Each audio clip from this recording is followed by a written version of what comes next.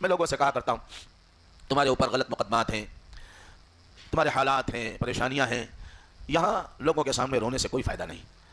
لاکھ سوا لاکھ روپیہ خرچہ کرو، عمرے کو چلے جاؤ اور اللہ کے نبی علیہ الصلوۃ والسلام کے روضے پر ریاض الجنہ میں اللہ موقع دے دے تو سجدے میں سر رکھ کر اپنا دکھڑا نبی کی بارگاہ میں پیش کرو. اللہ کے نبی اللہ کی بارگاہ میں آپ کی سفارش کریں گے، اللہ تمہارا مسئلہ حل کر دے گا. اور یہ لوگ اللہ کے سوا ایسی چیزوں کی پرستش کرتے ہیں جو نہ ان کا کچھ بگاڑ ہی سکتی ہیں اور نہ کچھ بھلائی کر سکتی ہیں، اور کہتے ہیں کہ اللہ کے نبی اللہ کی بارگاہ میں آپ کی سفارش کریں گے، اللہ تمہارا مسئلہ حل کر دے گا. کہ یہ اللہ کے پاس ہماری سفارش کرنے والے ہیں.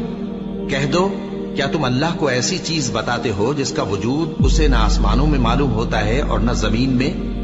وہ پاک ہے اور اس کی شان ان کے شرک کرنے سے بہت بلند ہے. بھلا کون بے قرار کی التجا قبول کرتا ہے جب وہ اس سے دعا کرتا ہے، اور کون اس کی تکلیف کو دور کرتا ہے، اور کون تم کو زمین میں اگلوں کا جانشین بناتا ہے؟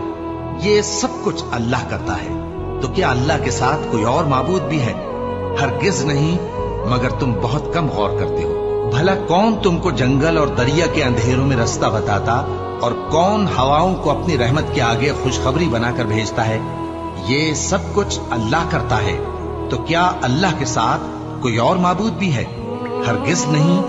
یہ لوگ جو شرک کرتے ہیں اللہ کی شان اس سے بلند ہے. عبداللہ بن عباس رضی اللہ عنہما کہتے ہیں کہ میں ایک دن رسول اللہ صلی اللہ علیہ وسلم کے ساتھ سواری پر پیچھے تھا.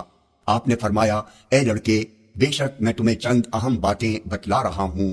تم اللہ کے احکام کی حفاظت کرو، وہ تمہاری حفاظت فرمائے گا. تم اللہ کے حقوق کا خیال رکھو، اسے تم اپنے سامنے پاؤ گے.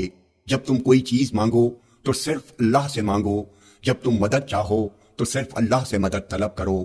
اور یہ بات جان لو کہ اگر ساری امت بھی جمع ہو کر تمہیں کچھ نفع پہنچانا چاہے تو وہ تمہیں اس سے زیادہ کچھ بھی نفع نہیں پہنچا سکتی جو اللہ نے تمہارے لیے لکھ دیا ہے.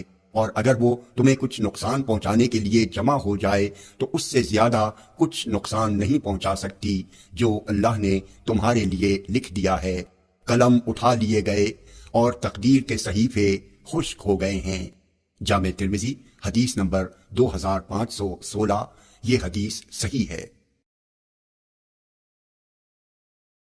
یہ دل میں ارماں ہے طیب پونے، مزار اقدس پہ جا کے ایک دن سناؤں ان کو.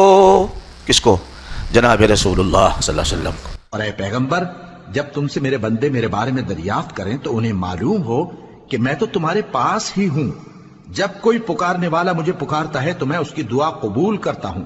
تو ان کو چاہیے کہ میرے حکموں کو مانیں اور مجھ پر ایمان رکھیں تاکہ نیک رستہ پائیں.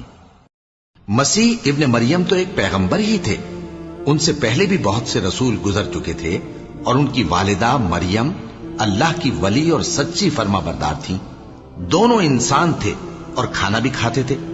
دیکھو ہم ان لوگوں کے لیے اپنی آیتیں کس طرح کھول کھول کر بیان کرتے ہیں. پھر یہ دیکھو کہ یہ کدھر الٹے جا رہے ہیں.